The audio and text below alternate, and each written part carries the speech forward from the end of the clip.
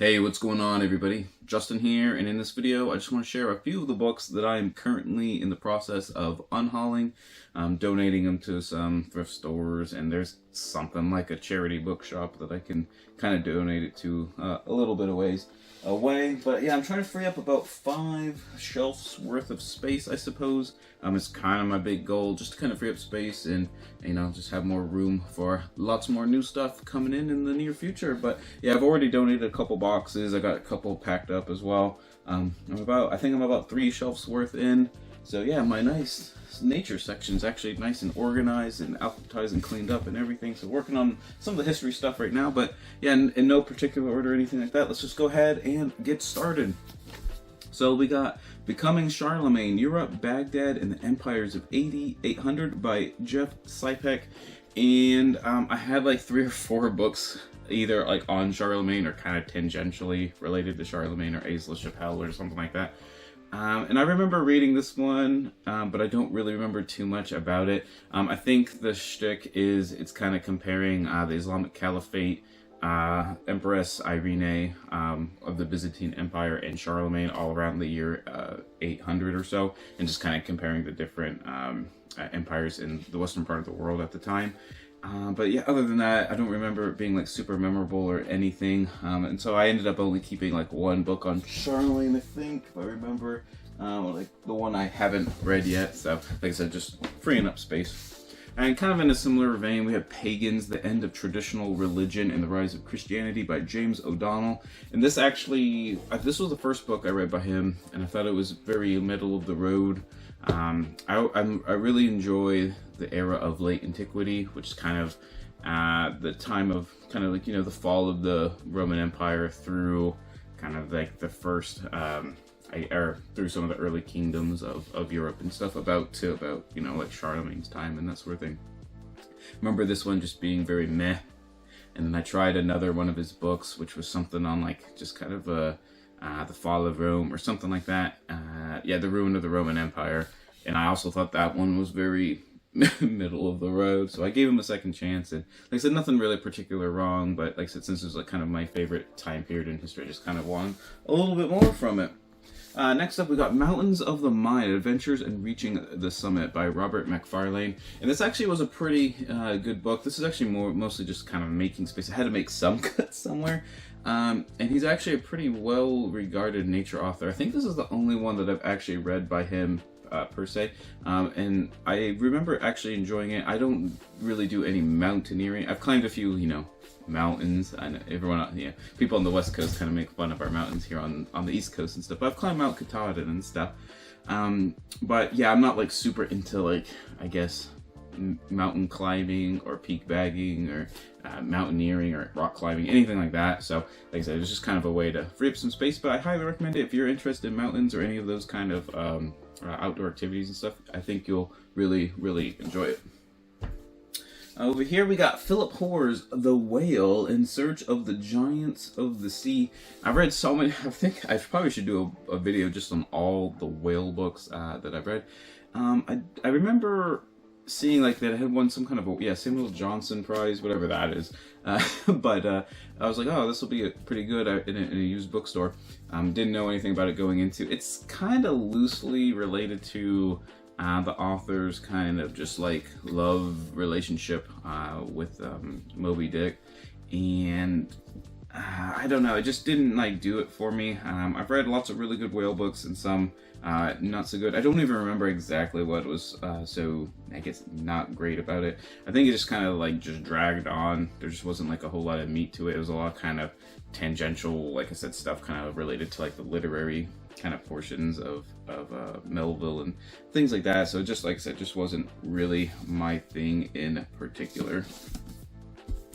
Over here we got The Earth Moved on the Remarkable Achievements of Earthworms by Amy Stewart, and I actually really enjoyed this one. It's all about annelids and earthworms and how cool they are and how important they are in our ecosystems and stuff. Like I said, this is just like one I'm more or less just kind of freeing up space. You know, probably if it was titled like The Hidden Lives of Earthworms, I probably would have ended up keeping it because I have like a vague idea of collecting like tons of books like on that topic. But yeah, like I said, I did enjoy it.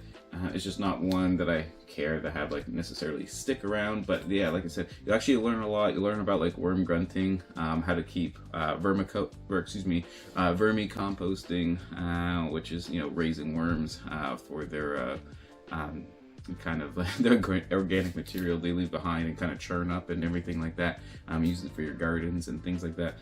So like I said, you do learn a lot. It's a little bit more on, not as much, it's kind of small, and a lot of it is on kind of more, like I said, worm grunting is kind of like a sport in some areas where you pound like a stake into the ground and try to get the vibrations to have the worms come up, and then like I said, the vermicomposting and that sort of thing. So a lot of it was kind of more on like technical things related to earthworms, not necessarily the earthworms themselves. So I think that was kind of like some kind. Like I said, I have to cut things out somewhere. So like I don't know. That just happened to be it.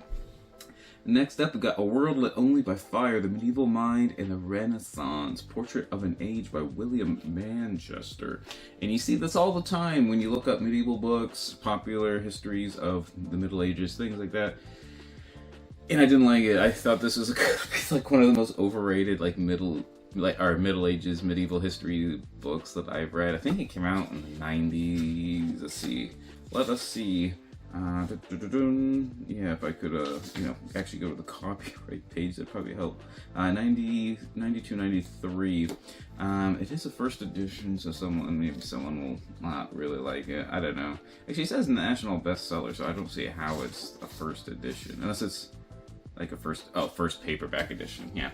Like I said, it just wasn't my thing. I thought it was just overhyped for sure. And I don't know if this is because I always see it like on like those lists, and always on like medieval things and stuff like that.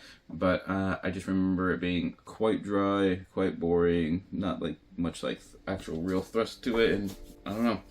If you make something on like the Middle Ages boring, or the end of the Middle Ages boring, it's just, you know, you did something wrong. Now we have W.G. Hardy's The Greek and Roman World. This is only like, I think, 100 pages, if I remember. Is it even 100? Oh boys, 122. I guess 117 if you don't count like the end matter and stuff. I don't even remember like where I got this one per se, but I did read it at some point. But this is kind of more about like kind of just the concept and ideals of Greece and Rome, like the kind of the classical age. It's just a small book that I guess I didn't find memorable enough, because like you said, I'm pretty sure I read it, but I don't remember really anything distinctive about it. And I think that was like kind of a good way for me to start culling books from and everything. I don't necessarily remember anything bad, but I can't imagine like tons got covered per se in 120 pages on the entire Greco-Roman world. Next up, we got Michael Grant's The Classical Greeks. Now, Michael Grant, for like, I think in like the 70s, 80s, and 90s, he was like the go-to popular history writer for the classical age, for the Greeks and the Romans and kind of the world. And I think he even had books on like ancient Israel and stuff like that, kind of Judea or something like that. And yeah, no, they were all really good. I think I had like 5 or 6 of them. I think I'm keeping 2. I'm getting rid of this one. I think there's another one in this. Yeah, actually, I'll just skip over the next one so you can add the next one. And I think a lot of it's just more like some of the research and stuff might be a little bit outdated. A lot of the core concepts aren't going to be for sure. But I have like, I don't know, I must have had like, 6 or 7 books kind of just like, these are the Greeks, or introduction to the Greeks, or the classical Greeks, or Greeks in the classical age, or what have you. So I didn't bother keeping all of them. I'm coming at the point where I've read several of these kinds of books, and just pass it on to the next person that might, maybe they're in the store just looking for something to, read on like kind of the classical world, and they'll see this one and pick it up, and they won't go too far wrong. And then another one by him is The Roman Emperors, a biographical guide to the rulers of Imperial Rome, 31 to, I assume it's 476 right there, which I found interesting too. Barnes & Noble actually apparently had its own publishing arm at some point. Maybe they still do.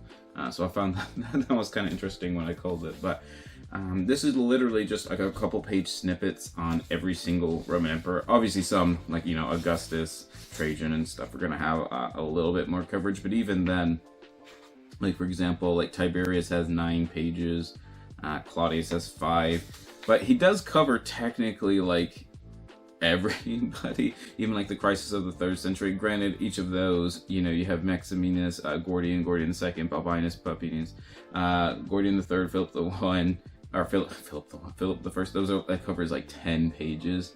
But even like Diocletian only has 6 pages too, so it's just too brief. I think I remember reading this like way back in the day, like when I was first getting into like kind of like Roman history stuff. I figured it was definitely not like the worst place to start. Just like I said, just not enough meat on the bone for like each individual emperor. But like I said, if you just want a broad overview of you know, the emperorship in the Roman, you know, during the Roman imperial age, probably you could do a lot worse than this one as well. Next up is gonna be one that theoretically I probably should keep. It's The Sixth Extinction, an Unnatural History by Elizabeth Colbert. I think this won the Pulitzer, if I remember. Did it win the Pulitzer? I think it did, for nonfiction. But yeah, this is like kind of a classic work in like kind of the nature canon and that sort of stuff. I didn't find it like that well written. I think this is just one of those books that was really overhyped. I think there almost just had to be a book kind of on that topic to just do really well at that point in time. I think this was in the mid 2010s. Let's see, 2014. So I think it was just kind of on the edge where, like, you know, like kind of the existential threat of climate change and biodiversity loss and stuff was really starting to make a lot of headway. So I think, you know, someone just had to kind of like have something rocket up in that little niche, and this was the one. I do remember a couple like really odd scenes in the book where the author is talking about she was at some fossil park or something, like some kind of like maybe not national park isn't what it is. It's some sort of kind of little state park or something like that. Anyways, where they have a lot of like fossils or unique flora and fauna or something along those lines. I mean, she's in like the gift shop or something, and it's not busy. She like wants a private she wants the person like working there to give her like a private tour or an extended tour or something like that, and the person basically says no. And then she kind of gets all like snarky about it because it wasn't busy at the time, and I was just like, that's just so odd to put in. Like, why would you do that? I don't know. And I don't really remember it being like distinctively well written or anything like that. Like a lot of my other like nature books I found were just far superior, even if they're not always necessarily on like just purely on you know, the Sixth Extinction or the, you know, the extinction of the Anthropocene and everything like that. But yeah, I just didn't really like it that much, so that's why we're getting rid of it. So we have Justinian's Flea, Plague, Empire, and the Birth of Europe by William Rosen. And this is all about the probably bubonic plague that occurred under Justinian's reign during the 500s CE. Starting originally in the Byzantine Empire, but, you know, kind of going all throughout the Mediterranean world. I don't remember it being particularly bad. I don't remember being super novel either, but I've also read several books on like diseases. This one, I don't know if I've read any other ones on this one, but I've read several books on like the Black Death as well. And I don't know, it's just, you know, after COVID and all that stuff, I don't feel like I don't know, I don't need that energy in my library, I suppose. But like I said, if you're interested in this topic, there actually isn't anything wrong with this book. I do remember like kind of learning some stuff, and I don't remember it being like badly written. Like I said, just something I don't feel like I need to keep at this point in time.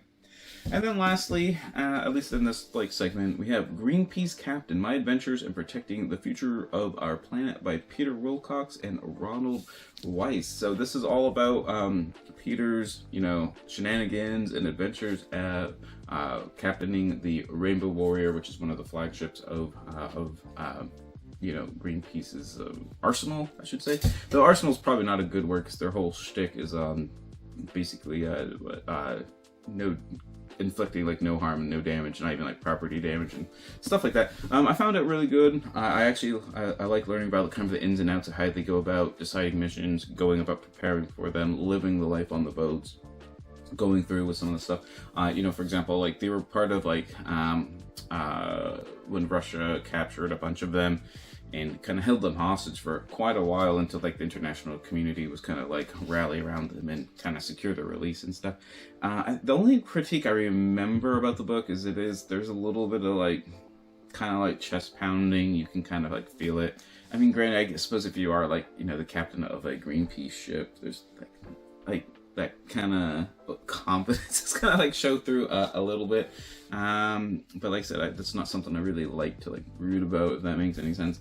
But like I said, it was really interesting, just like I said, learning the ins and outs of how Greenpeace actually operates with kind of like non-violent protests and that sort of thing. So there you have it. This was a small selection of some of the books that I'm getting rid of. I kind of wish I had the wherewithal to have recorded some more videos before I had gotten rid of and donated the books and that sort of thing. But thank you guys so much for watching. If you've done unhauls, let me know. I guess, I don't know, what do I even ask about unhauled videos? I guess, what was your favorite book that you accidentally unhauled? I've done that before. Or what? I don't know. A book maybe you wish you hadn't unhauled, or a book you need to unhaul. That's probably what I should do. Yeah, what are some books that you actually need to get out of your shelves right now so you can free up some space for some better books? Thank you guys so much for watching. And always remember, whether you're reading books you're going to get rid of or not, read victoriously.